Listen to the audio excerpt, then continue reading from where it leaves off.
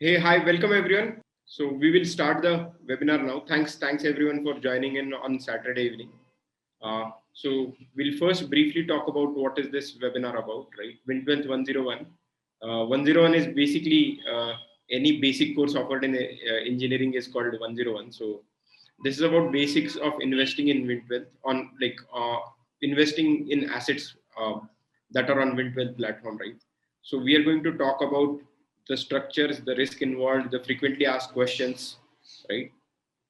Uh, and then if you have any questions, we could take these questions. Because there are so many people, we may not be able to answer all the questions. So if you have any questions, our education team is always available. Uh, you can directly ping them on the website link. We are also going to put a link in the chat box so that you can ping, right?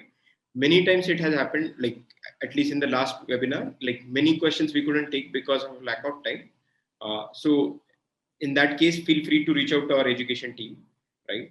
Uh, so we'll start off. Let us start with what is WinTwealth, what is the long vision, what are we trying to build, what are we up to, how are we going forward with building on it, right? So we started WinTwealth with a vision to democratize asset classes. What we believe is retail investors deserve better. Just because I don't have 5 crores to invest doesn't mean that I'm dumb. I can be as wiser as a person with lot of money, or it could be I could be even more wiser than that person, right? So WinTwealth is platform to democratize asset classes, different asset classes. The first asset class that we are working on is structured debt. The instrument is called covered bonds, right? It gives you a fixed return in the range of 9 to 11% depending on different NBFCs that offer it, right? Uh, and the minimum investment ticket size is 10,000 rupees, right? Now, these are fixed income securities, right? Uh, and this is the first asset class we are getting into, and subsequently we will get into more and more asset classes, right? So this asset class is fixed income securities asset class. So what are fixed income securities? So I specifically put this question here to clear one misconception. When people think that it is fixed, that means it is guaranteed by the government, which is not the case. So if you, let's say, different kind of fixed income, obviously fixed income securities are guaranteed by someone, but but not by not by government, right? Just because these products are regulated or listed on exchanges doesn't mean those are guaranteed backed by government. So you have government security GSECs; these are backed by government, right? You have fixed deposits up to 5 lakh of fixed deposits are covered under deposit guarantee scheme. So that in a way that those are also guaranteed by the scheme. If you look at any NCDs that are listed, corporate bonds that are listed on exchange or not listed on an exchange, these are guaranteed by the issuer, but these are not guaranteed by government, right? So those all assets are called fixed income securities, but that doesn't mean they're backed by government, right? That is one misconception I want to clear out. And for sure, the assets that are listed on WinTwealth's platform are not government backed. I'm just clearing this out very explicitly, right? So the next question is often people ask me is like, who should invest in covered bond? What should be asset allocation rate? So I personally believe this instrument, these covered bonds, right, are a great way to diversify into for people who have salary greater than 10 lakh or people who are in 30% tax bracket. The question is why. The thing is that let's say if you have X salary, the first will always go to tax etc, then your expenses, then your ATC investment, then some basic index fund investment, and then you will get into different kind of new asset classes that are available. Unless this base is, in fact, the base even starts at the health insurance, the term insurance, the emergency fund, and then all this comes what I talked about, right? So unless this is covered, there is no sense in just diversifying into different asset classes just for the sake of it, right? And what we have seen again and again after talking to user is that range is generally when people get into 30% tax bracket, they have an investable surplus that can be invested in different asset classes, right? So that's where people should look at these asset classes. Only those people should look at these asset classes, and asset allocation should be also should be done very wisely. Overall, in this covered bond asset class, you should not be putting more than 5% or 10% of your portfolio, 10% at max, 5% on conservative side, right? And how to invest in Wintwell platform, we will look at that later. But just as these asset covered bonds are especially for people in 30% tax bracket. That is number one. And second, you should be investing only 5 to 10% of your portfolio in these asset class. If you are on conservative side, and that also 5 to 10% you shouldn't be putting on day one, right? That is most important thing. People often come and say, okay, this is a good platform, the asset seems good, I'm okay with the risk, so I'll put in my all money here. How to do that is we'll look at this at later in this seminar, in this webinar itself. But long-term asset allocation is in the range of 5 to 10. You should always start small. So with that, we'll move to the next slide. So now I'll request Anshul to take over from this. He's going to talk about different aspects, how the bonds are structured, who are the interested, what is the structure, what are different scenarios and FAQs related to that. Over to you, Anshul. Thanks, Ajinkya. Hi, everyone. Thanks for coming on to the webinar on a Saturday evening. It's always wonderful and a pleasure interacting with the audience. Coming to the question, so let's try to understand what are covered bonds and how are they different. Before we jump into what are covered bonds, I'll maybe take a minute or so to explain what a regular bond is.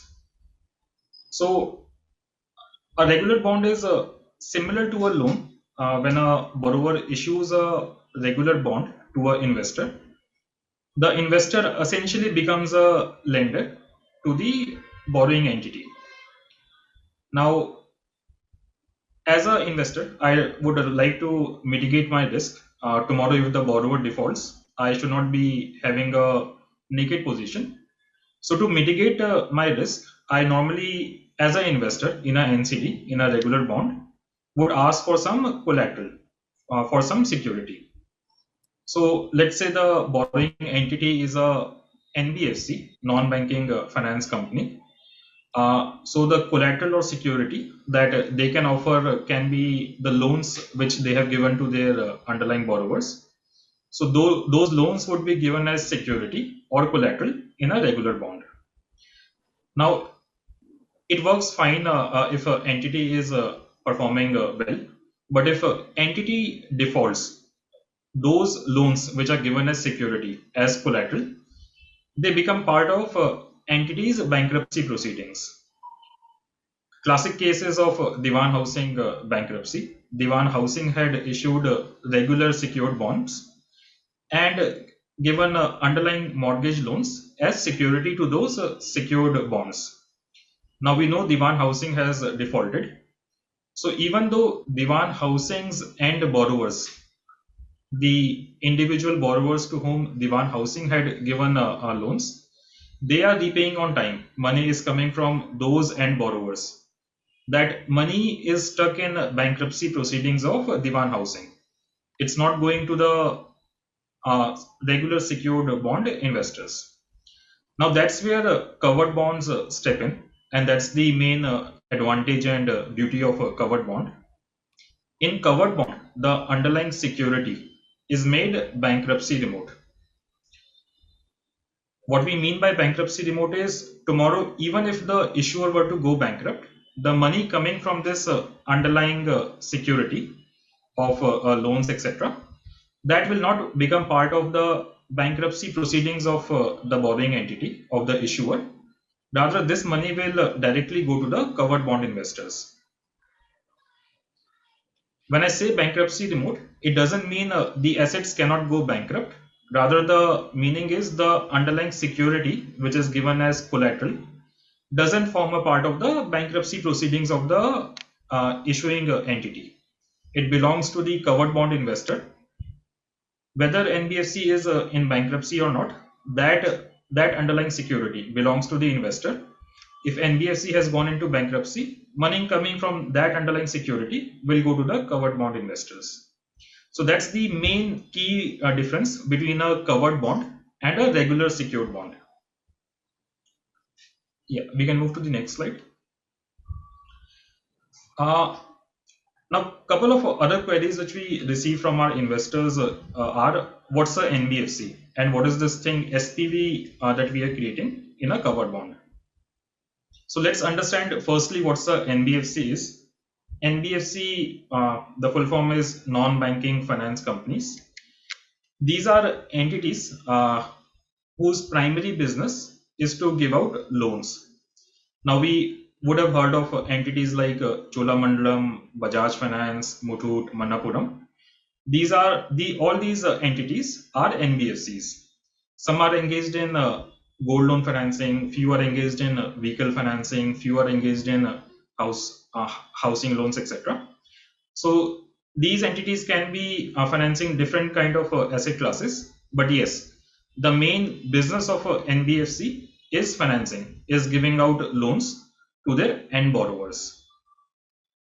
Now coming to what a SPV is, SPV is also called as a special purpose vehicle. It's an entity which is set up with a defined dedicated purpose. For example, I explained about like how in a covered bond, the underlying collateral or security is made bankruptcy remote. Now you might be wondering like how legally this is achieved. So legally, as you can see in this diagram, it is achieved by selling the underlying security, the underlying pool of gold loans, vehicle loans, housing loans, etc., to a special purpose vehicle, or SPV. What this does is it transfers the legal ownership of the underlying security, underlying pool of gold loans, vehicle loans, etc., to a SPV, and that SPV guarantees the covered bond. Since now SPV is the owner of the underlying security, even if NBFC goes bankrupt, the underlying security doesn't become a part of NBFC's bankruptcy proceedings, because NBFC now is no longer the owner of the underlying security. Owner is the SPV. In NBFC's bankruptcy proceedings, only the assets that NBFC is owning will go in that proceeding. But our security, our pool of gold loans, vehicle loans, etc., is now owned by SPV. So this pool doesn't form part of NBFC's bankruptcy proceedings. And via this mechanism, we structure the covered bonds and make the underlying pool of gold loans, etc., bankruptcy remote. So this diagram also depicts in brief how a covered bond is structured. We have a NBFC which issues bonds to investors. Investors subscribe to the bond. In parallel, the underlying pool of security of gold loans, etc., is assigned to a SPV. SPV guarantees the covered bond investors. So as long as NBFC is performing well, they will continue making the repayments on the bonds. In case NBFC has defaulted and become bankrupt, SPV's guarantee would be invoked, and SPV is nothing but the owner of the underlying pool of loans. So money coming from that underlying pool will start flowing to the investors. So this is how like a typical covered bond is structured. Next slide. Right. So another question that we often get is in our transactions in covered bonds, we have someone called as debenture trustee. So who exactly is a debenture trustee and what is the role of the debenture trustee? Now, like you would have seen in our previous assets, in a single asset, more than 1,000 investors end up investing in the underlying covered bond. Now, to monitor the underlying transaction, which means seeing whether the pool is performing or not, interacting with the NBFC to take care of the compliance, making the payouts to the investors, we need a neutral party who can take care of all these things, all the compliance, operations, payments, and so on. So these neutral parties are called as debenture trustees. A follow-on query can be, can anyone become a debenture trustee? The answer is no. For an entity to become a debenture trustee, they need to get registration done from SEBI. So SEBI does a thorough vetting of the applicant, and only those applicants who meet the criteria of SEBI get the registration. So in India, we normally have, we've seen there are 4 to 5 major debenture trustees in the market who have a majority of the market share. These include entities like Catalyst Trustee, Beacon Trustee, IDBI Trustee, Access Trustee, and so on. So at Win to Wealth, we worked with one of these top 3 to 4 players, top 3 to 4 debenture trustees, which are there in the market, and they are appointed as the trustee for covered bond transactions to take care of the compliance, operations, payouts, and so on. Right. Another query that we often get is what exactly is the role of Win to Wealth? Is it just a platform wherein investors can buy covered bond assets, or is Win to Wealth doing anything extra also? So Win to Wealth is both a platform and the structurer of the covered bond assets that get listed on the platform. This means Win to Wealth does the thorough diligence on the NBFC. Win to Wealth platform is not a open-ended platform that any NBFC can enter and issue a covered bond. We carefully vet what NBFCs we can allow in our ecosystem.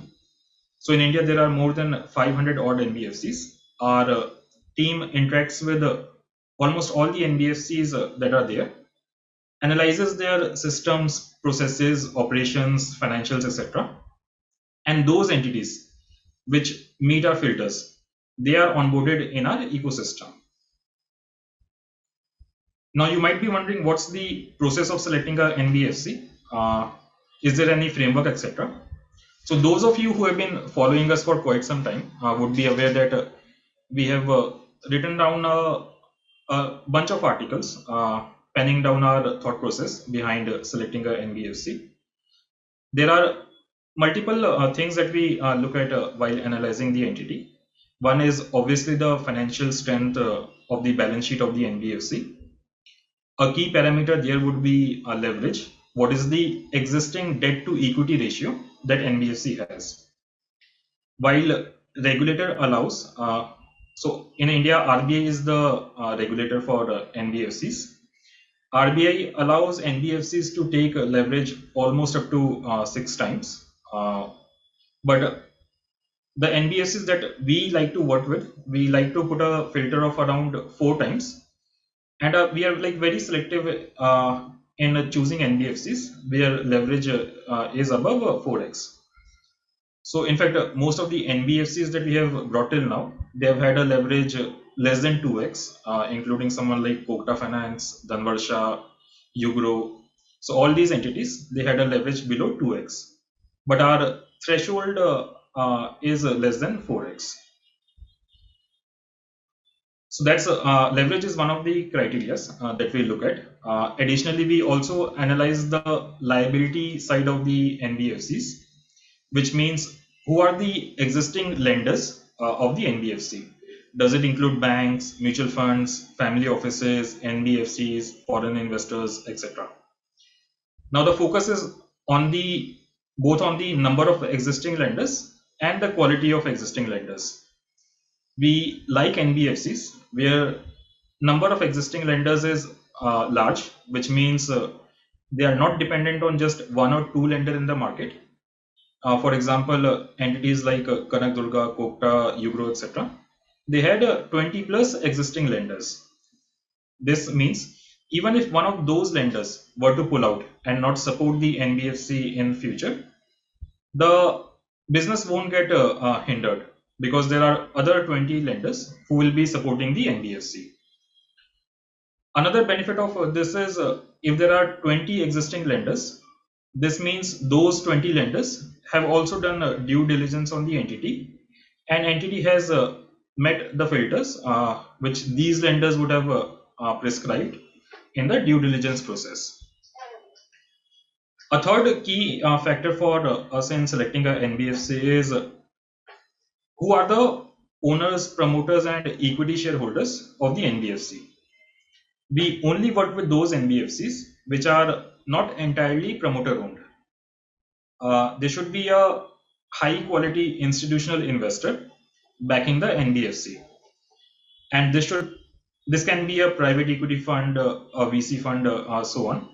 Because when these high quality funds invest in any entity, they bring a sea change in the governance workings of the NBFC.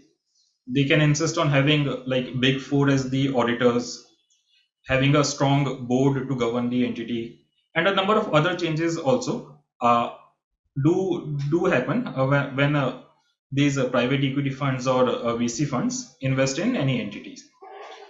So these are some of the criteria. Additionally, we, like I mentioned, we analyze the systems, operations, processes of the entity. We also do a physical diligence of the branches of the NBFC to see whether those processes are actually being followed on the ground or not. Follow-on query is like, okay, this is the process for selecting a NBFC, but in a covered bond, I have a dual recourse. One is on the NBFC, second is on the underlying pool of loans. So how do you cherry pick those loans? What's the criteria for selecting those loans? So at Wintwealth, we have developed pool selection criteria for different assets.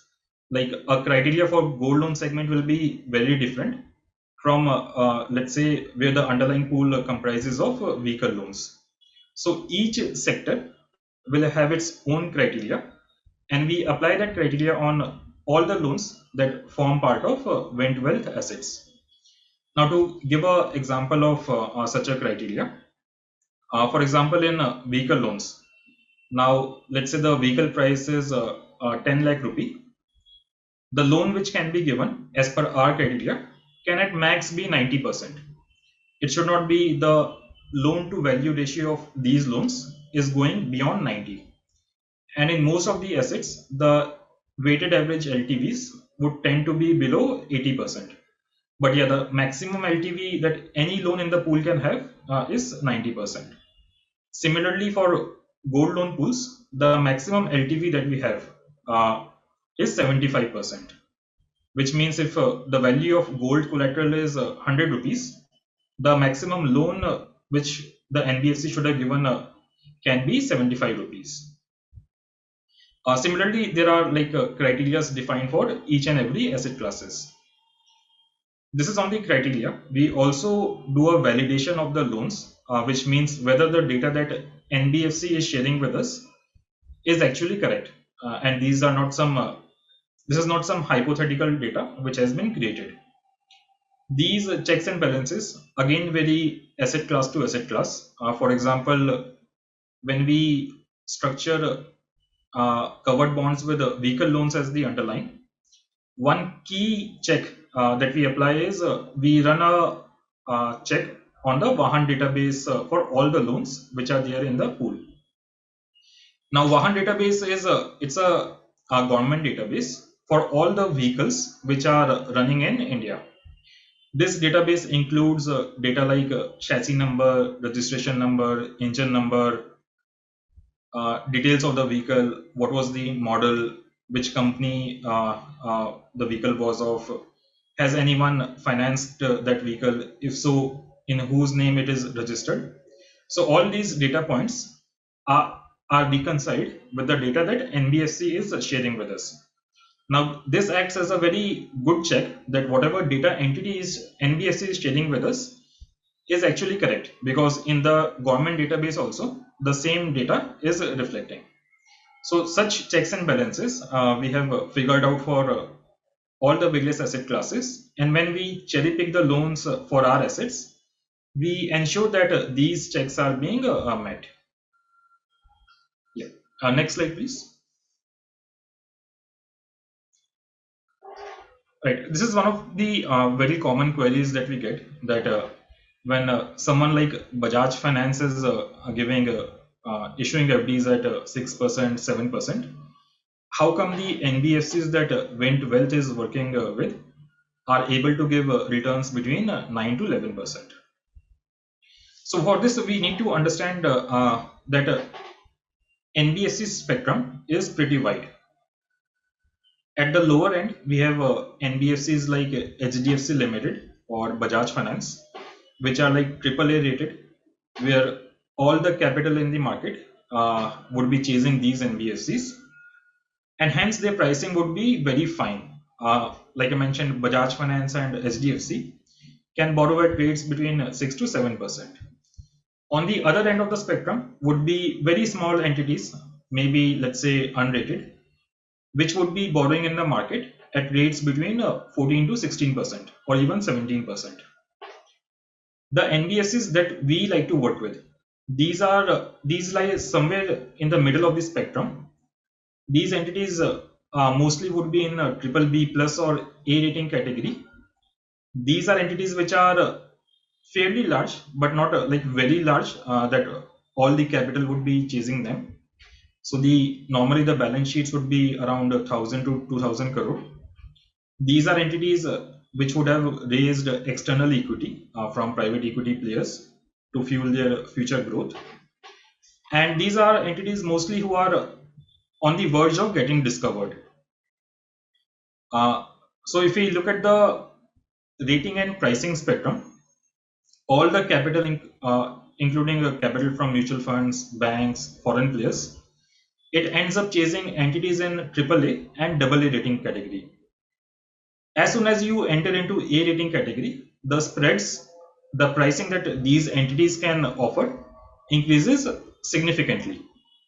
Now, these are entities which have good governance, have private equity backing, have decent enough vintage, and fairly large balance sheet. Hence, the probability of default for such NBFCs is fairly low. But the returns that they are giving is significantly higher than returns which most of the AA or AAA rated NBFCs are giving in the market. So, effectively, such NBFCs are offering some arbitrage, which we are looking to tap by structuring these covered bonds. So your AAA rated NBFCs are giving returns between 6 to 7.5%. AA rated would be giving returns between 7.5 to 9%. And these A to triple B plus rated entities would be giving returns between 9 to at max 12%. And that's the spectrum that we are targeting.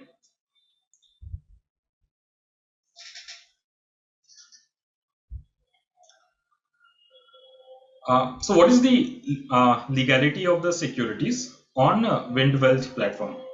Are these regulated by any regulator? So these are some of the queries that we get. So if we look at the Vint Wealth assets, these are essentially bonds. These are non-convertible debentures, also called as bonds.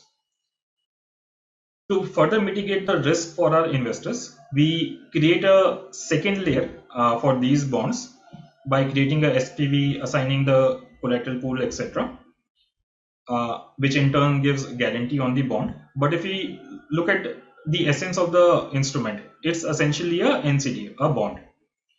And these bonds are issued under the guidelines which are given by Ministry of Corporate Affairs, MCA. Since most of the entities which are issuing these bonds are NBFCs, these entities in turn are regulated by RBI, Reserve Bank of India. When they issue the bond, they follow both MCA guidelines and RBI regulations. Furthermore, to create a secondary market for these NCDs, we also list them on BSE. Now, for listing any asset on BSE, there is a detailed set of guidelines issued by SEBI. So all Vint Wealth assets, they comply with MCA guidelines for issuance of NCDs.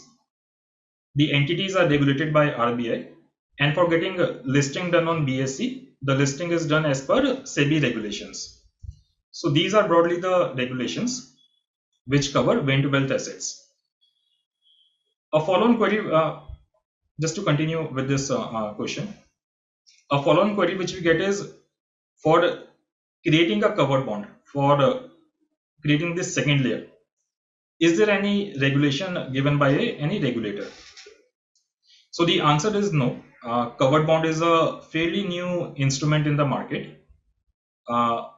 This assignment of underlying security to a SPV happens under common law. The common law of India allows any entity to sell or assign any asset that the entity is holding to a third party. And under that common law, the underlying security or collateral pool is assigned to the SPV. And SPV in turn guarantees the bond. So the structuring of a covered bond happens under common law. The issuance of NCDs and listing of NCDs happens under MCA and SEBI regulations respectively.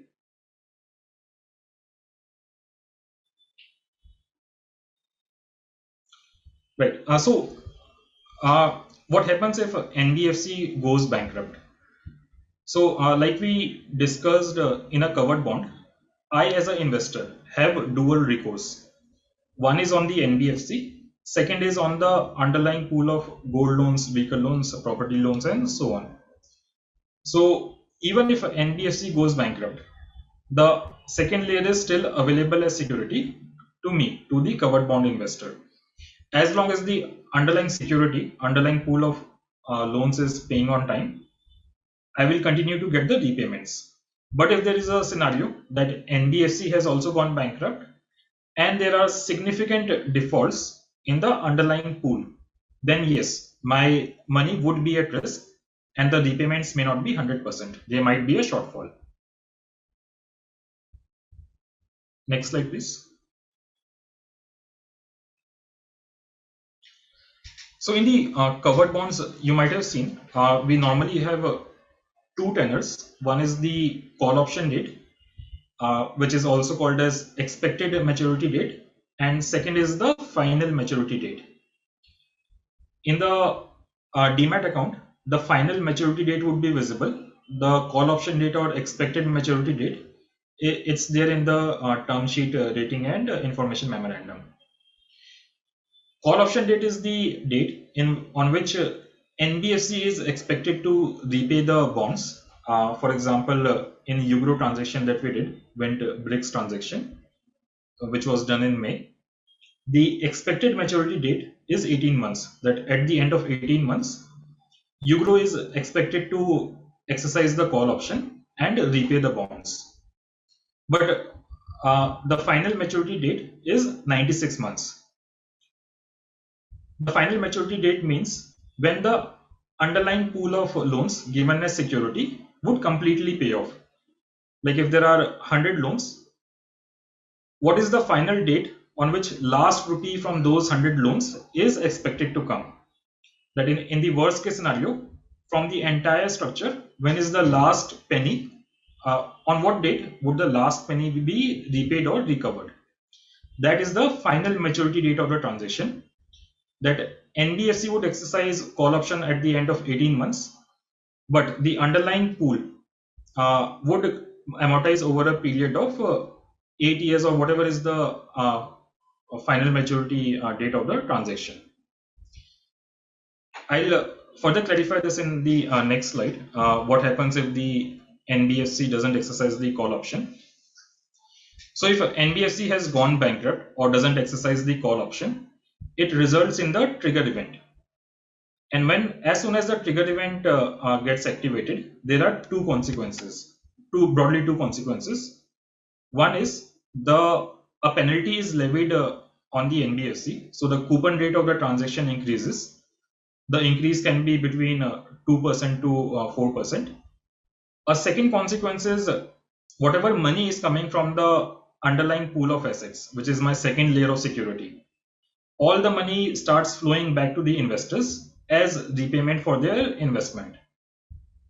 And this pool normally is 1.2x to 1.25x times the bond issuance amount.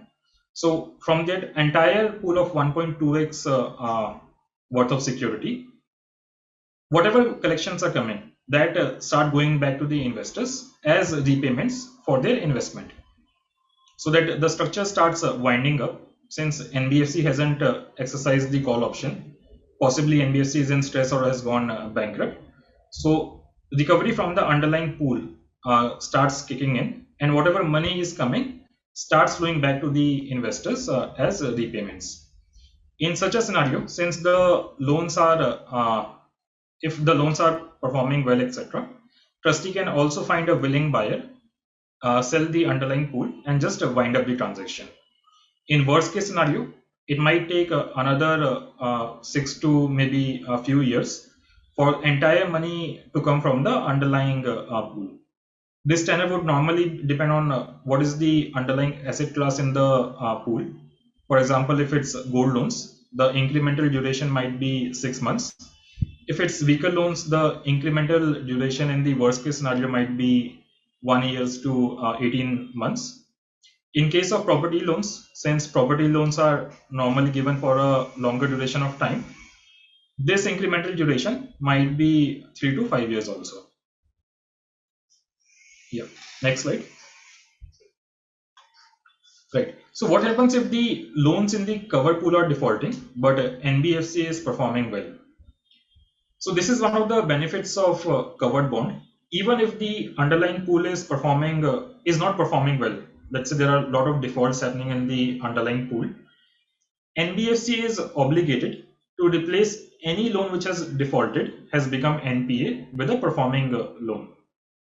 For example, let's say there is a pool of 100 loans, and 3 loans have become NPA. They have missed 3 EMIs and are delinquent for more than 90 days. So in such a scenario, NBFC would take those 3 loans out from the covered pool and replace them with 3 performing loans. Such loans which have been paying on time and are in current state. So my risk is not only on the pool, I have dual comfort. Since NBFC is performing well, NBFC would ensure that any defaulted loans are replaced with performing loans. So even if, let's say, there is 100% default in the underlying pool, my recourse to NBFC is still there. As long as NBFC is performing, it hasn't gone bankrupt, NBFC is obligated to repay me back my money. Remember, like, we have dual comfort. One is on the underlying pool of loans. Second is on the NBFC. For me to lose money, both the parties need to default. So if only pool is defaulting, but NBFC is performing well, NBFC would pay me back my money. If NBFC has defaulted, but pool is performing well, I'll recover my money from the underlying pool. Next slide. I'll now hand it over to Ajinkya, who will take forward from here. Hey, thank you, Anshul. So this is the biggest question, right? If you invest in any asset class, what should you like? Returns everybody sees, but what should you know is the risk involved, right? So let us discuss risk in detail, right? First, I want to clearly put out that these are high risk instruments. If you consider FDs are low risk, these instruments are definitely have higher risk than FDs. Primary for one reason is FDs are backed by deposit guarantee scheme, right? So these instruments that are on Wind12 platform are not government backed. There is no guarantee or deposit guarantee, any kind of scheme by government, right? So now let us discuss the risk, why we call it high risk, right? So there are 3 main risks. Those are mitigated, but those doesn't make the risk zero. The risk still exists, right? In fact, these structured debt asset class or covered bonds are generally high risk products where the risks are mitigated well. So let us understand the risks. There are 3 risks involved, as I mentioned. First is the liquidity risk. Liquidity risk means money being stuck, right? Second is credit risk. Credit risk is money being lost, probability of risk of money being lost completely. Third is fraud risk, right? If there is a fraud committed by NBFC promoters, if the underlying loan pool is not clean, is fraudulent, then that is another risk, right? So these are 3 risks involved, right? Now let us look at the mitigants that are in place. Like liquidity risk is money being stuck. Those could be for 2 reasons. One is the call date The NBFC is supposed to pay you after 15 months, but you want to exit, let us say, in 6 months. So that is one liquidity risk. Second is if NBFC goes bankrupt, the underlying loan pool recovery, as Anshul mentioned, takes some time. So that is that for that period, the money is stuck, right? If the NBFC goes bankrupt, generally, if the pool is right, some institutional investor if the pool is performing okay, well, then some institutional investors generally buys it outright. But in till that period, right, and even if it doesn't buy out till the borrowers repay monthly repayments come, no other investor will be interested in buying that security.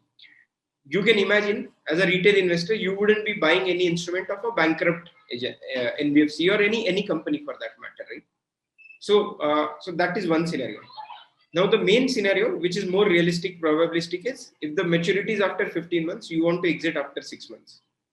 We don't. So what you should know is we don't guarantee any liquidity. That risk still exists, right? But how do we plan to mitigate it? Is we facilitate secondary trading. So if there is a buyer in the market, so those buyers also come on the WintWealth platform, right? And so you can sell your units, and WintWealth facilitate that. This process is currently facilitated by our education team. So if you want to exit, people ping them on WhatsApp, and then they exit. If there is a buyer, we give them exit, right? So that is absolutely. Second is how do you mitigate liquidity risk? Is upon investor how they mitigate, right? So people often ask like, why shouldn't I put my money on just one bond? The thing is that if that bond doesn't have liquidity, then your full money is stuck. So what we recommend people, all the investors on WintWealth platform, you should invest your money in at least 10 bonds, right? So at point, if one bond is not, there is no liquidity available, or on 8-9 bond, there will be generally liquidity available. But you also should know upfront that let us say there was a scenario like COVID where there was no buyer in the market, right? At that time, even if the bonds and everything is all right, there is no buyer in the market because people have simply stopped investing, right? So in that case, there will be liquidity, like the money, you will have to wait for some buyer to come or the maturity so that the NBFC pays, right? But in general scenario, therefore you should invest across 10 assets. Now people will say you have just brought in 4 assets, right? So how come you can invest? So therefore we advise invest slowly, start small. If you plan to invest, let us say 5 lakh, don't invest more than 50,000 in one asset. As the asset keep coming, start investing more and more, right? So that should be the strategy to mitigate liquidity risk. Does that mean that liquidity risk becomes zero? No, it still exists, right? And that is the risk of this investing in this bond. Second is your credit risk, right? Credit risk is money being lost. So how do we mitigate that risk? Is we make sure that these are bankruptcy remote assets, so that even if the NBFC goes bankrupt, there is a SPV that holds these assets. Now, what are these assets? To make sure that the credit risk is super low, we only do secured loans, collateral backed loans. So that collateral can be either gold or some vehicle or some property, right? So these are very solid collateral that can be liquidated, right? Obviously, gold is much more easily liquefiable, right? But others also, vehicle can be repossessed, property can be, sold off to recover the debts. So because this is secured, right, that covers some credit risk. Second, we generally take 20% additional loans. So what does that mean? If the issue size is 20 crore, then we will take 24 crore worth of loans from the NBFC. So even if there is some NPA, right, and generally if you look at it, vehicle loans have NPA in the range of 2%. Property loans have NPAs in the range of 1%. We are taking 20% extra. That is 10 to 20 times extra than the normal NPA. So to cover for those NPAs, right? So there is this 20% additional cap that we have in place. Even if the NBFC goes bankrupt, we have third-party servicing tie-ups. So there is a third-party servicer. So NBFC is bankrupt, right? So there should be somebody to collect that money from borrowers. So we have tie-ups for that with those agencies as well, right? So that covers the credit risk. Does that make credit risk zero? No. Even in FD, you have credit risk beyond 5 lakh, right? Only government guarantee, whenever there is a government guaranteed something, you can call credit risk as zero, right? but this is not the case in this. Now, third is the biggest risk, is the fraud risk, because these are not, if you have observed, most of these NBFCs are non-branded NBFCs, right? Therefore, the yield is also higher. So how do we mitigate that risk? Is first we make sure that these NBFCs have enough liquidity enough equity on the table, right?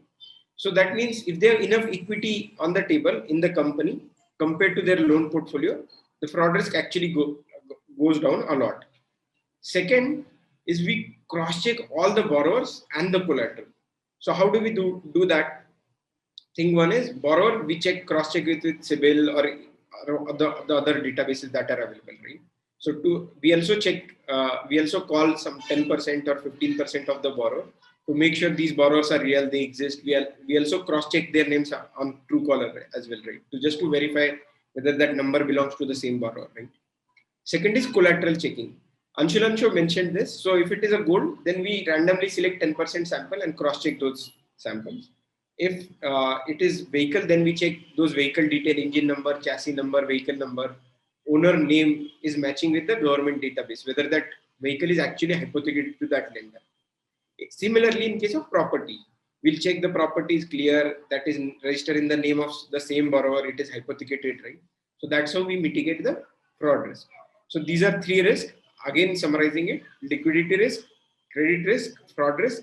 We try to mitigate in different way as we discussed, but that still doesn't make the risk zero, right? So I hope this is loud and clear for everyone, right? So let us move on to the next slide. So people often question, like, what if, God forbid, Wintwealth shuts down, right? So all these, Wintwealth is a platform for you to invest in those bonds. These bonds are issued by NBFCs. These are listed on stock exchange. So even if Wintwealth shuts down, the money will be paid at the time of maturity. This secondary transaction facilitated that Wintwealth does, Wintwealth may not be able to do in that case. However, we are very strong that won't happen, but God forbid that happens, right? But all these securities are issued by the NBFCs listed on stock exchange. They are not dependent on Wintwealth existence, right? We are just a platform for retail, for investors to invest in those, right? Jerome, can you go to next slide? Yes. How to invest on products on Wintwealth platform? Like, so this is the question of asset allocation mainly. So I already answered this, but I will again want to summarize this because this is very important, right? First is you should not put more than 5-10% in this asset class of your total net worth. It is only advisable for people who are in 30% tax bracket. You should not invest if you, let's say now you want to invest 5%. So that means you want to invest, let us say 3 lakh. So you should not invest 3 lakh that in the next one that comes, right? You should always spread it across 10 assets. So wealth is always a long game. So you should, like, then people ask us, what is the point of it just investing 10-20,000? This is a long journey, and not just covered bonds. We are also working on bringing more and more asset classes. In fact, a couple of them are very exciting asset classes. We are very bullish and very, excited for retail investors. So therefore, you should start small, understand more, read more, ask questions, and then keep investing. So diversification is super important. You should invest in at least 10 bonds. So whatever money you are planning to invest, let's say 2 lakh, 3 lakh, 5 lakh, 10 lakh, 20 lakh, invest it by 10, divided by 10, only invest that much amount in one bond, right? So that is one. So it is for people in 30% tax bracket. I talked about asset allocation, 5 to 10%, and third is diversification. Diversification also helps you to mitigate the liquidity risk. So these are very important points. Who is it for? People in 30% tax bracket. How much you should invest of total asset allocation? 5-10% of your total assets, right? And third, diversification is super important. Invest in at least 10 bonds on Wintwealth platform, right? So please keep these points in mind. If you have any questions, I see a lot of questions in Q&A. Many times, what happens is in writing we cannot answer all the questions, or this is very sometimes it get like the question is not answered properly. If it is answered, you don't get the exact answer. You can call out, you can ping our team and schedule a call, and they will explain everything in detail. And if you have any further questions, you can clarify that on calls, or we even sometimes arrange Zoom calls also for our investors, one-on-one, right? So even in Q&A, like if there are a lot of questions, our team may not be able to answer it because lack of time. But rest assured that you can anyway any day reach out to our education team and get all the doubts clear, and make sure that, I mean, we welcome all the questions. And what we always have said and believed is, like, our job is to not sell asset, create assets that are good, and then go and educate the investors, right? That has been always the focus. So that's what we will be doing. So feel free to ping us anytime, even if for the slightest doubt, we encourage you to reach out to us and get your doubt clarified, right?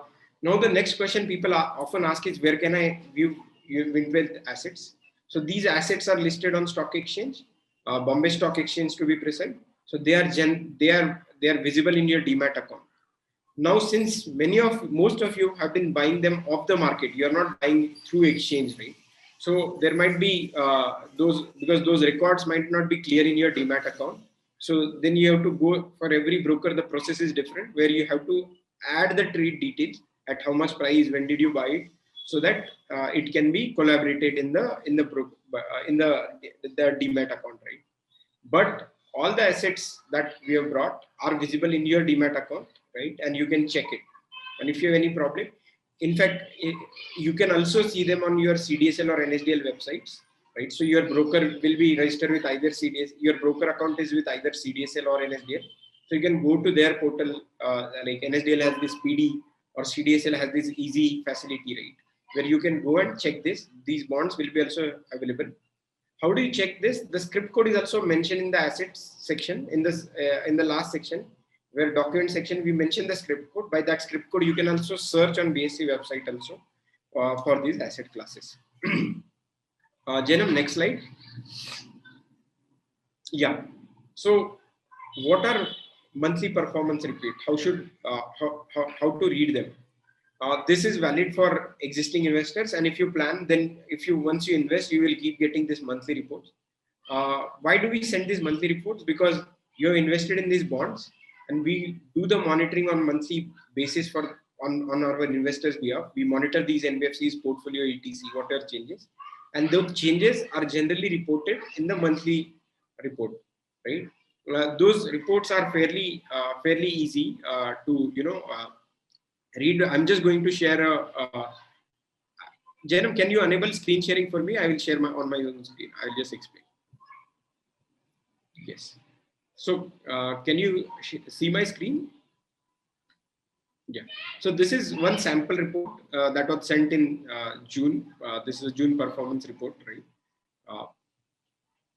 So why should you read? Because you invested in this particular NBFC, right?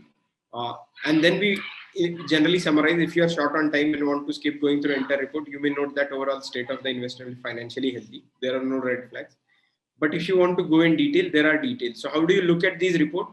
There are two types of monitoring that happens. One is at the NBFC level, if there are any significant changes in the NBFC risk profile. Second, if there are any significant risk changes in the cover pool, the underlying pool of loans, right? So you can go through that, right? And so this is generally what is the EM change from last reported, right? What is the gross NPA change? What is the net NPA change, right? Is there a rating upgrade or downgrade that you can check here, right? And the bond that was issued, this WindWealth, right? So is that rating change? Is that been upgraded, downgraded? You can check it here, right? What was the cover pool size? So this is a WindWheels March 21, right? So the issue size was 20 crores. So in the May, the cover, the pool of loans, the outstanding was 24 crores, 2 lakhs. Now it has gone to 24 crores, 16 lakhs. It is always above 24, right? What is the underlying vehicle collateral, right? So these loan outstanding is 24 crore, but these vehicle, that their market value is 39 crore 55 lakhs. This is the average loan amount, 3 lakh 9,000, and that is almost constant. That this is the average LTV. So that means if the vehicle is worth 1 lakh rupees, then the borrower has gotten 72,370 rupees of loan against that. So this is a very important. So loan to value, value is the collateral value and loan is the loan amount. So in gold, in property and vehicle, the average LTV you should always check. Right? So this is the delinquency profile, right? So out of these total loans, how many are in which bucket, right? So as so 85% loans are in don't have a even single day outstanding. 11% loans have 1 to 30 days outstanding. So that is about 96.5%. Other 3% have gone beyond 30, and two loans 0.22% have gone beyond 60 days. There has been no loan that has gone beyond 90 days. Anshul, when do we change the loan? So as soon as a loan goes beyond 90 days delinquency, NBFC would replace that loan with a performing loan.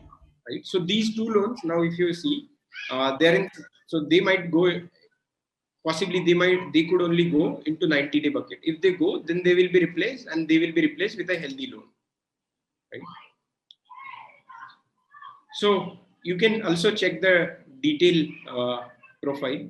This may not be relevant for everyone to know. It's just that what we kind try to monitor is all the risk is not concentrated in one state, because if that state faces some, let's say, flood or some natural calamity state specific, then the pool gets affected. So we try to diversify. Right. This is again new U and low used. This portfolio has been consisting of used portfolio, and that the that has been the going on characteristics, right? Nothing to worry on that. This is again LTV profile, which loans fall into which segment, right? So that is also healthy, and you can go into that. If you have any specific questions around that, you can reach out to our education team, right? So these are data points that. So why these reports are so detailed is some investors are financially very savvy and they want to know details to the very depth. So that's why we share it. As long as the first couple of pages you are able to understand, these things may not need not be gone through through thorough detail. If you wish to, you can definitely go through it, right? So what is the loan category? Are these four-wheeler, lower commercial vehicles or multi-utility vehicles? That is also there, right? Yes. Yes. The next question that is often asked is why bond price is increasing daily. The thing is that these XR are defined over a 1 year period, right? So, and there should be some reference point for a secondary trade, right? Does that mean that every day secondary transaction happens? No. But you should know, if you were to do a secondary transaction today and there is a buyer, the price will be that. So therefore, the price keeps increasing daily so that the yearly XRR. So if the yearly XRR is, let us say, 10%, if the starting price was 100 rupees, then after a year, by increasing it daily in similar amount, same amounts almost, it will reach to 110 at the end of 1 year, right? So therefore, bond prices increase daily. This is similar to your NAV of mutual funds. These are not funds for sure. I saw one question here. Are these funds? So these are not funds. These are individual bonds that you are investing in, right? Yeah. So this helps the investor who want to exit early. Again, I want to be very, very clear on this. You can only exit if there is a buyer, right? If there is no buyer, you cannot exit. You will have to wait. Right? So what if I exit early? If there is a buyer, you can exit early. How will my returns be calculated? They will be calculated on XRR basis. So for the simplicity's sake, let us say the bond maturity was 2 years and the XRR was 10%. And if you exit exactly after 1 year, then if you had invested 100 rupees, you will get 110 rupees. So the buyer will pay 110 rupees and you will get that, right? Yeah, you will get those rupees and buyer will get the security, right? So that's how the returns are calculated. So depending based on the XRR, pro rata, that is called pro rata. So if you have stayed for you have invested for 3 months and you are exiting after 3 months, then you will get interest for that 3 months. Yes. Those were the basic questions or basic structures or basic concepts that we wanted to cover, and we have covered them, right? And now I'm going to go through Q&A session, right? Some of the questions have been already answered. Some of them have not been answered. So, okay. So let me go through it. Is NOC required from existing lenders for securitizing covered bonds? Anshul? Right. So in most of the cases, the existing lenders have exclusive charge on the assets that have been given as security. If we in our covered bonds, if we have to include those assets as security, NOC would be required. But if loans are unencumbered, which means those loans are not tagged to any existing lenders, then a NOC would not be required. So for example, like let's say Kokta has a balance sheet of 1,000 crore, which means they have 1,000 crore worth of loans. And let's say existing debt taken is 600 crores. So they may have already tagged 600 or 700 crore worth of loans to those existing lenders, which means they have a pool of 300 to 400 crores, which is not tagged to any lender. So as long as we are using loans from that free pool, NOC from existing lenders is not required. Thanks, Anshul. So at the time of maturity, when do investors have to sell the bond? On BSE? Anshul, can you answer that?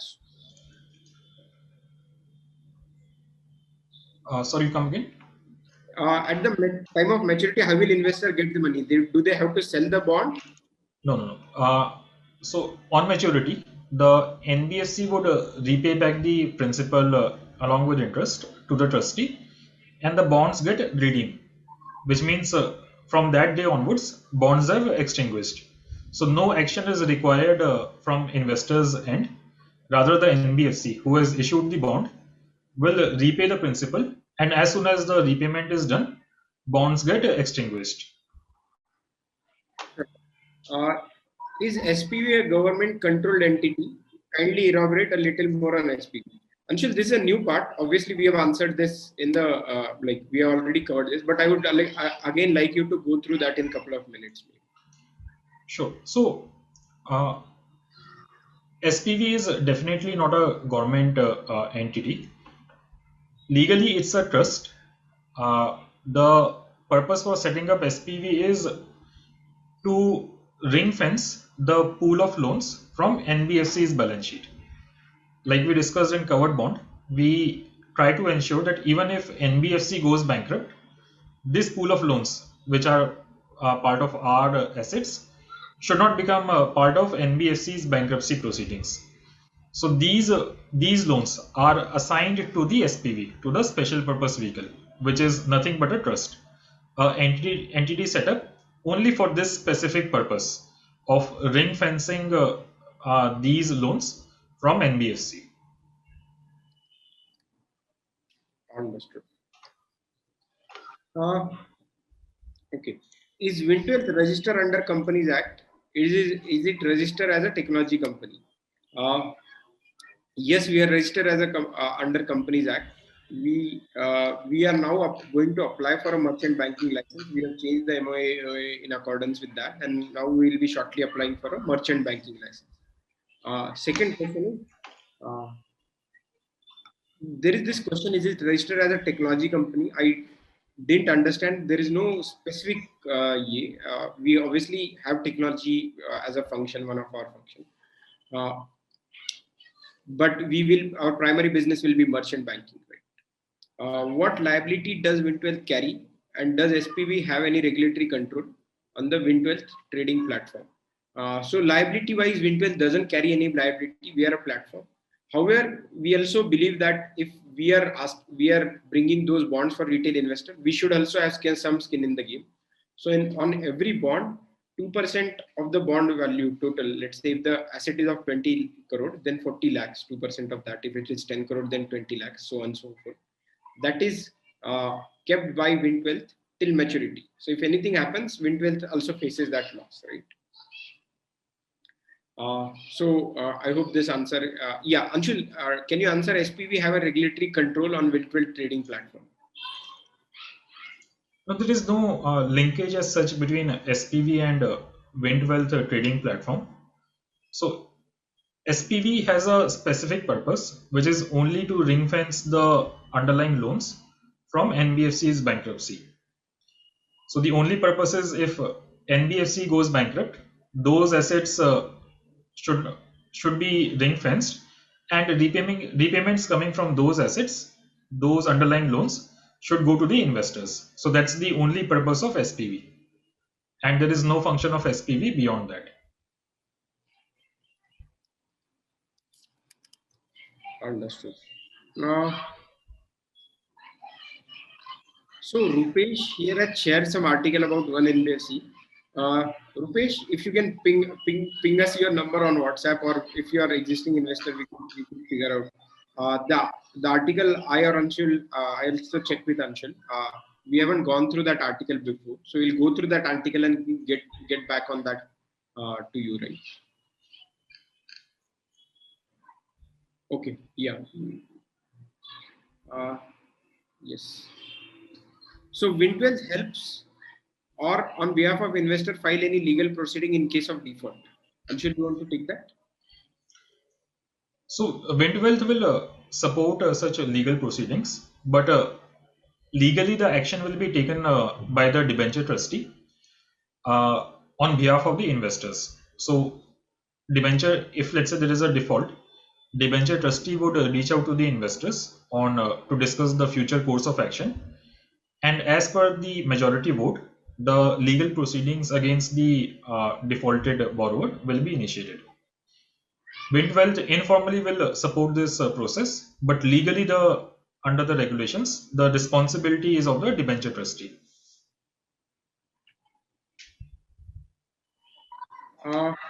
Yes. How is one-on-one matching done while replacing 90 to NPA cases? Can NBFC replace it with any loan or one which is similar to NPA loan in terms of geography, loan duration, interest, etc.? So, for all the assets, we have a criteria which is defined upfront. For example, for Wind Bricks asset, we had even specified the sectors from which loans can come. So, any loan which meets all the criteria for that particular asset can be added as a replacement for any loan which has become 90 plus. So each asset will have its own criteria, and the new loan which is being added will need to qualify that criteria. Do we have a CRISIL rating also for these covered bonds, Anshul? Right. So the covered bond rating is given by the same rating agency, which has a view on the entity. So let's say if entity has a existing rating from CRISIL, CRISIL can give rating on covered bond also. So yeah, in future we are discussing with entities where CRISIL has a standalone view. So for those entities, CRISIL will be the agency rating the covered bonds also. When can we have trading of your assets on your website post closeout? This can provide more liquidity in case of any urgent requirement. Amit has asked this question. Amit Vora. Amit, so this has been not productized yet. So if somebody wants to sell, they generally ping us on our website, right? And whenever asset is full, you can see that many people uh, register in the website and register in the wait list. And for every asset that has been sold, we have wait list of at least 1,000 people in each. So we reach out to them. Anyone who wants to buy it as soon as possible, we facilitate that trade, right? In coming months, some months we will be enabling that directly on the website, so you don't have to ping anyone or that. Since our tech bandwidth is low, we are trying to do it manually, but we facilitate it pretty quickly, subject to availability of buyer, right? If there is no buyer, we can't facilitate that. If there is a buyer, we definitely facilitate it very fast. Uh,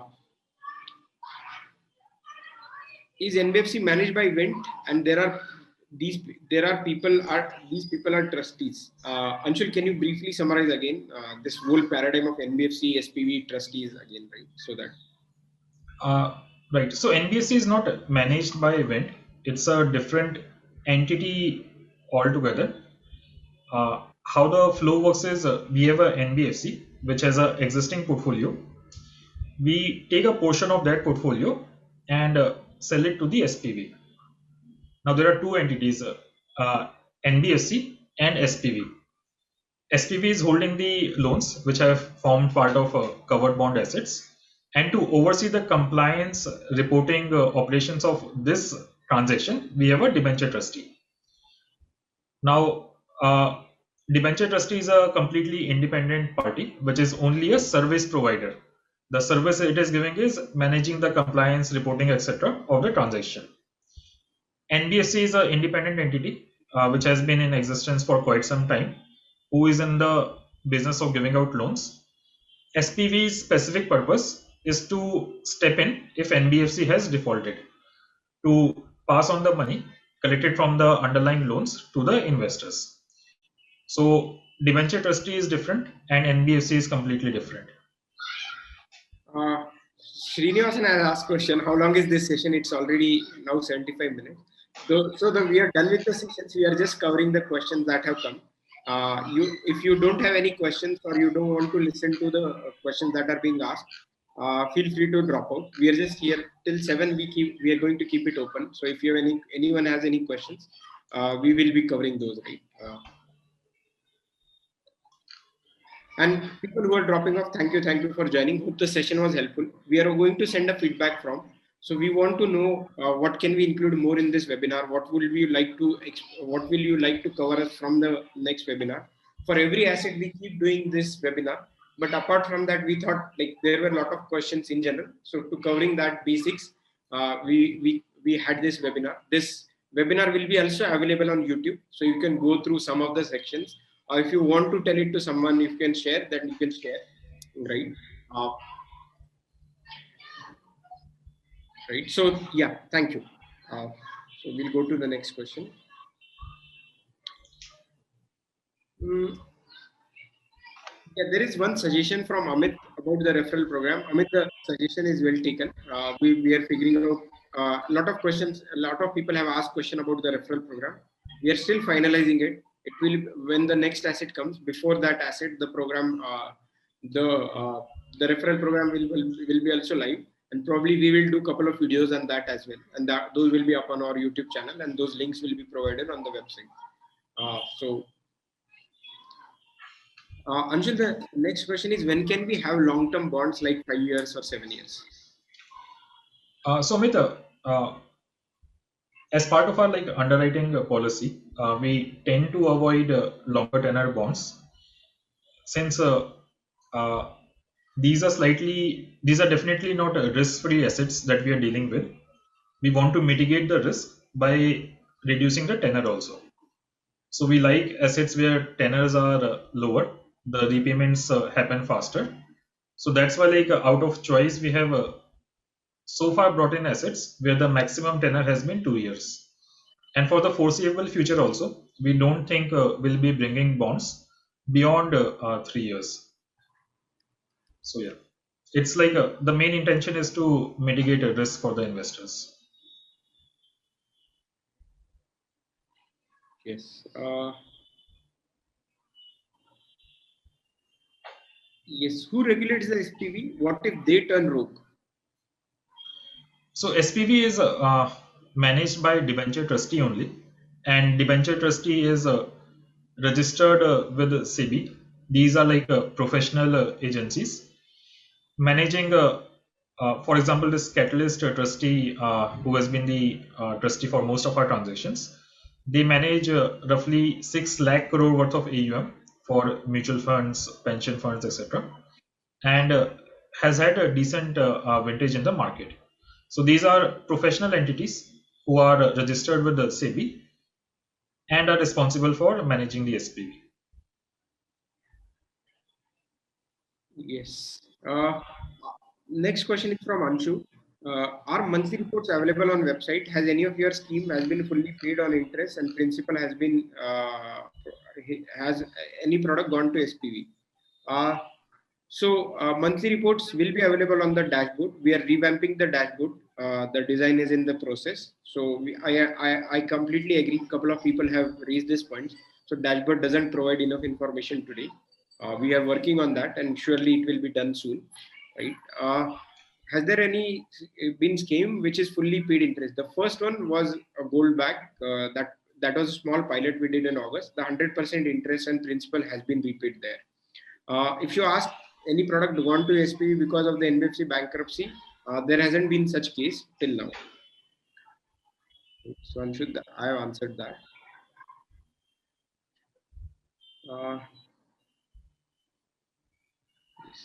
This answer.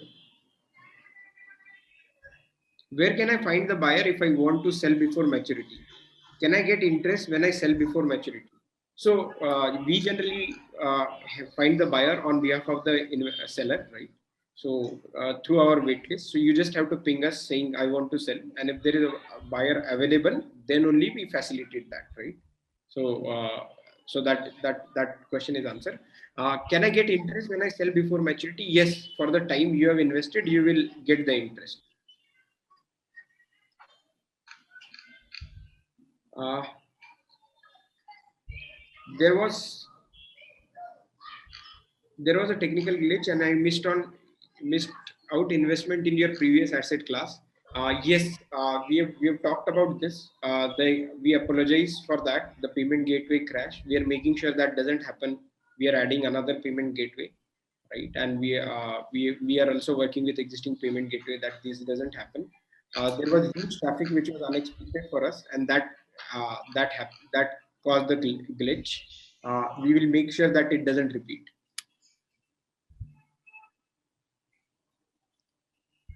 Can Build12 dream to be a brand like Tata, Birla, Wipro? That is a very encouraging question actually. The thing is that it is like obviously we dream about it, but is that a focus? No, I mean our focus is to do better in what we do today and create value for the customers. Whether it will become like that, obviously, like if things go all right, I mean it will, right? But is that what we are focused on? No, I mean our whole focus is on educating customer, making sure the value is created for them. They get access to assets that were not accessible to them, right?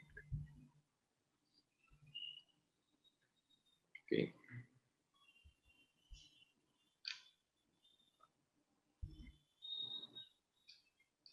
Even for that matter, okay, this is the probably that even for that matter, like Zerodha small case, yes, everybody has that aspiration. How it happens is like what I personally believe is like we should keep creating value, and that will ultimately create that brand.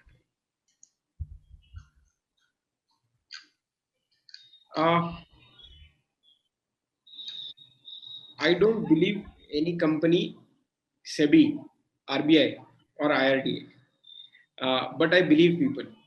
Are you all going to be permanent in Wintwealth till you die? Yes, that's our plan, right? But that doesn't mean that no asset can go wrong. We do our best to make sure nothing goes wrong, but Wintwealth is not the one who is guaranteeing the return, right? So that fact has to be kept in.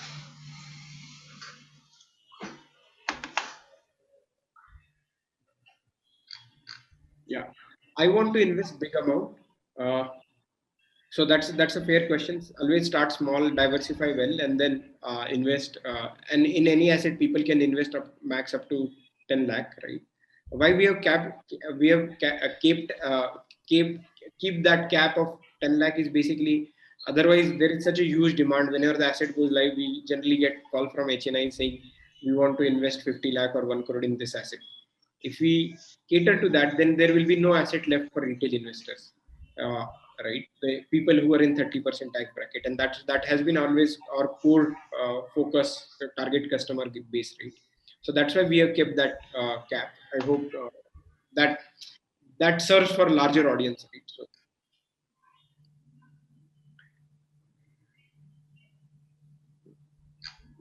Then there is is there any specific reason to advise not to invest in not to invest people with below 30% tax bracket? Yes.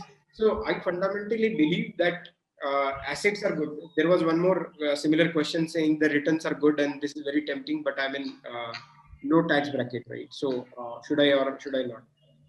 So the fund of wealth is how you create wealth is largely dependent on whether your asset allocation is right or wrong, right?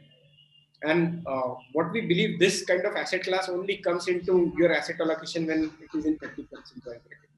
Obviously, you can.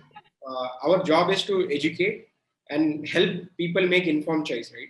After that, also, if people want to invest, we can't stop them. But if you are in 10 or 20% tax bracket for you, expense, then term insurance, health insurance, emergency fund, and then ALSS, all the tax saving schemes, and then index funds are the best kind of asset allocation. It's a staple diet, right? So that has been always our recommendation, and we truly believe that, right? Ultimately, what needs to be done is up to investor. There are some people who will be in 30% tax bracket who would say, I don't want to invest here. It is their choice, right?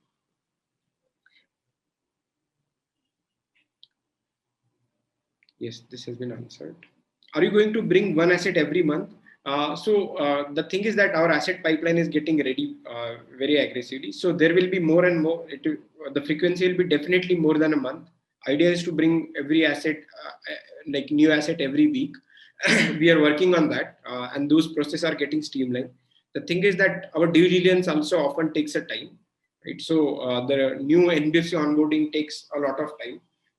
And we at any cost we cannot compromise with that, right? So therefore assets are getting delayed. We understand that it is a big pain point for many users, but you have to bear with it to bring to help us bring quality assets, right? We as soon as we start doing it very fast without having like large team, we are now expanding our assets team to make sure that we are able to onboard more and more NBFC, right?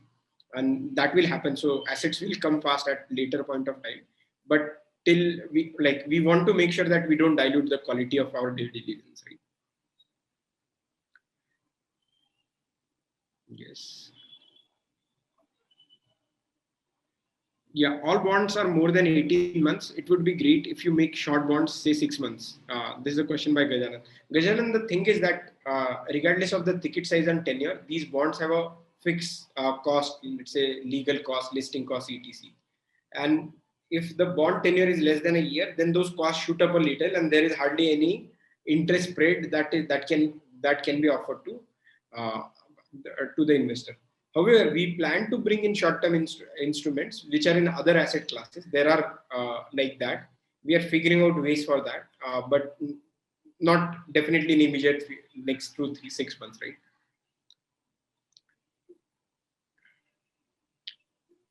Yes, there was. Yeah. How are we mitigating this? There is another question on payment gateway related concerns. We are working to make sure the existing payment gateway doesn't crash. We are also integrating one more payment gateway, so we will make sure that the last experience is not repeated. The day we come to know new investment on Vitwell, the subscription is full on the same day. How to grab opportunity? So just a minute. Yeah. So whenever the asset is going live, we make sure that the details are available 2 days before. So if you want to invest, if you are looking forward to invest, right, you should do your study 2 days before, right? If you are going to study on the same day, then the asset might be over, right? So and then whenever the asset is going live, unfortunately, I mean, we really don't have any mechanism to choose whom to allocate. So we only do it first come first serve basis, right? And always remember, so the rush is also happening. I'm really worried about this in a sense. The rush is also happening because people are investing heavy amounts in one asset that they can lay their hands on. And when we talk to some of the users, we get a sense that they're not like they have parked all their money in one asset. That's not a way to forward to go. You are creating a risk for yourself, and you're also stopping other people from investing in that asset, right? So make sure you invest only, like if again diversification, divide it by 10. If you want to invest 3 lakhs, just invest 30,000 in the bond, right? Yes, this is answered. When is the next bond coming? It will come soon. We will update the debt, and generally we also send out mails to everyone when the asset is going to go live. When the asset details are going to go live, that is a mail also is sent. And when the asset subscription is going live, with time we will send mail to everyone. We have also enabled WhatsApp facility so that people can get pinged on WhatsApp. Yes, this has been answered.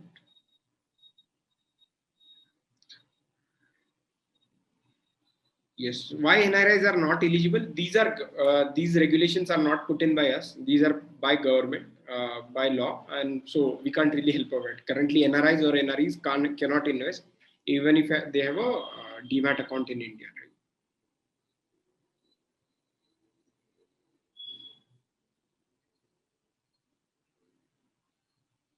Suresh has asked a question. Suresh asked, is my understanding right? The WIN product is akin to private placement to pool of investors. Only a security here is debt instead of stock.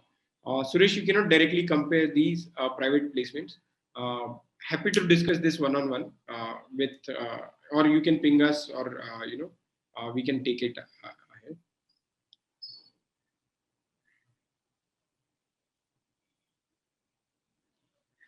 Gajanan asked, these short-term bonds are possible. The short duration is to reduce risk.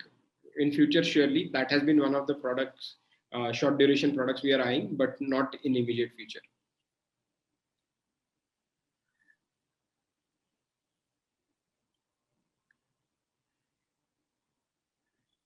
There is one interesting suggestion here. The cap on max investment side should be reduced to 2 lakh so that more retail investors can participate. This is suggested by Kanwardeep Singh. Hey, hi Deep, this is a very interesting suggestion. We will think over it, and we will get back on that. Right. So just marking done.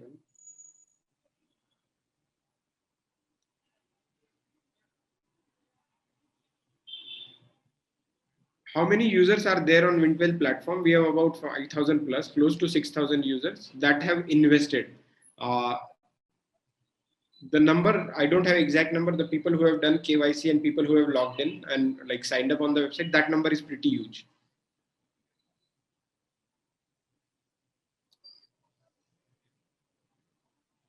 Instead of FIFO, first come first basis, or first in first out, in future will you bring some mechanism like IPO, where it is lottery which attempts to make sure more retailers get at least one lot of share? So Rupesh, this is a very valuable in fact, till now on public issues, there was minimum issue size cap of 100 crores.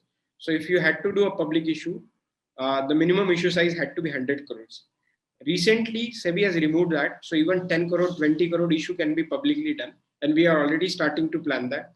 So where it will be like IPO subscription, only it is IPO of debt, right? So it is called public issue of debt. So you will be able to purchase it through your ASBA account or Zerodha, wherever you have, right? How you apply for IPO, that you will be. And those allocation will also be taken care by the exchange at itself. And then everybody can apply, and it is matter of luck who gets allocation, right? So that we are making sure. And in future, most of those bonds will be publicly issued, so that you can buy it directly from your demat account, and even trading can happen through your direct demat account, right? Yes. When is the next bond? That we have answered already. It will be announced. Yes. So yes, we have answered all the questions. So thank you everyone for so much questions. Hope the session was really helpful in knowing more about the asset. If you have any feedback for us, if you have any special questions and if you want to get on a call with our education team, feel free to ping us on our WhatsApp. What more do you want to listen from us? We'll be very happy to come on webinar. We plan to do this regularly to educate people. We'll be more than happy. Thanks everyone for joining on a Saturday evening and spending so much time with us. It has been lovely. Really encouraged by the love, the response, the questions, and thank you for everything. Thank you, everyone. Bye. Bye.